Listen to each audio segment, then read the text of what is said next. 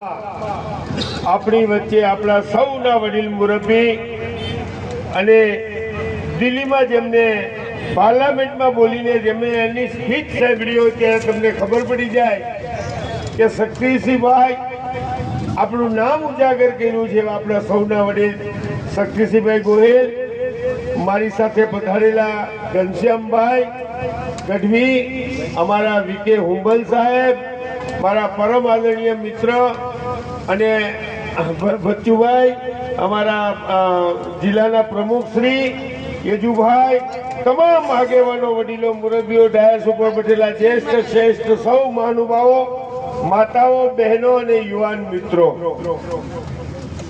આપ સૌ જાણો છો એમ આજે ગુજરાત પ્રદેશ કોંગ્રેસે એક પરિવર્તન સંકલ્પ યાત્રા કાઢી છે. પરિવર્તન 27 વર્ષ ત્યાં એક ને એક પાણાને પૂજો તો એમાંથી હનુમાન નીકળે. આ તો પાણાથી બેતર બદલ છે સાહેબ.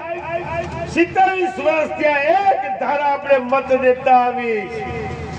તમે મને બતાવો કયો સમાજ સુખી, કયો વર્ગ સુખી, એક માણસ સુખી નહીં સાહેબ. આ ભારત દેશમાં 4 જણા માત્ર સુખી: અંબાણી, અદાણી, રિલાયન્સ, ટાટા. બાકી તમામ દુખી. યુવાનોને નોકરી ન મળે સાહેબ, પેટે પાટા બંધાવીને દીકરાને ભણાવ્યા હોય, આશા હોય કે ભાઈ નોકરીએ ચડશે તો બેનના પીડા હાથ કરાવશો. એ દીકરો બિચારો ઠોકર ખાઈ ખાઈને થાકી જાય, નોકરી ન મળે, ખેડૂતોને પાણી ન મળે. અમે નર્મદા લેવા, કારેલો લેવા, પેટા ચોરને કેનલ તો કરો.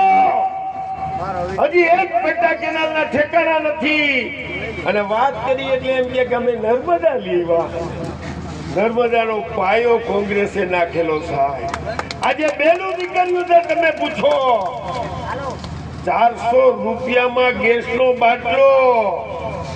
સજ્જય સ્મૃતિ ઈરાની દેખાય કોઈને જઈલા 400 રૂપિયાના બાટલામાં ખંભે નાખી નીકળતા હતા. 1100 થઈ ગયા તો જડતા નથી ભાઈ.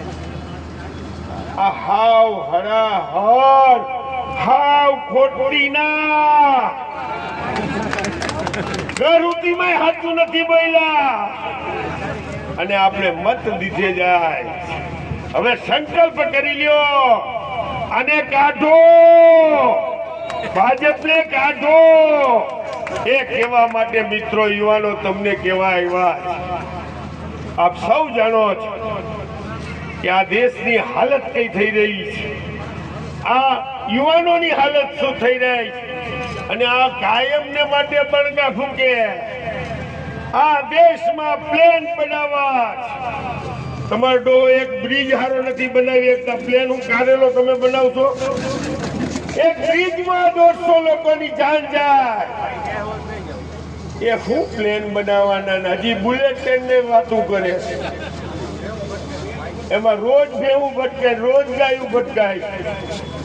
મિત્રો, તમે બધા સૌ સારી રીતે જાણો કે આ ભારતીય જનતા પાર્ટી માત્ર વાતું કરે, કામ કોંગ્રેસ ના બોલે.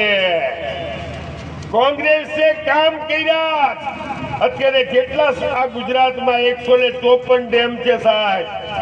નરેન્દ્ર મોદી એના બાપના હમખાઈ કે ડેમનો પાણો મૂક્યો હોય તો ના વાતું કરવી, ખાલી ઉદ્યોગો સમિત કરવી. નાના નાના વેપારીઓ પતી ગયા. આ ભાઈને પૂછો, ઓનલાઈન ખરીદીમાં દુકાનમાં 50% ગરાગી થઈ ગઈ. ધંધા પતી ગયા. નાના માણસો બરબાદ થઈ ગયા. ગરીબ માણસ વધારે ગરીબ બનતો જાય. આ નીતિ એટલા માટે આપ સૌને કહેવા આવ્યા કે હવે સંકલ્પ કરી લ્યો, દ્રઢ મનોબળ કરી લ્યો. અને આ ભારતીય જનતા પાર્ટીને 22ની ચૂંટણીમાં જાકારો આપો. અને આ રાપરની સીટ પાછી તમે જીતાડીને કોંગ્રેસના ખોરામાં આપો. એ જ અભ્યર્થના, એ પ્રાર્થના કરવા આવ્યો છું. જય હિન્દ, જય ભારત.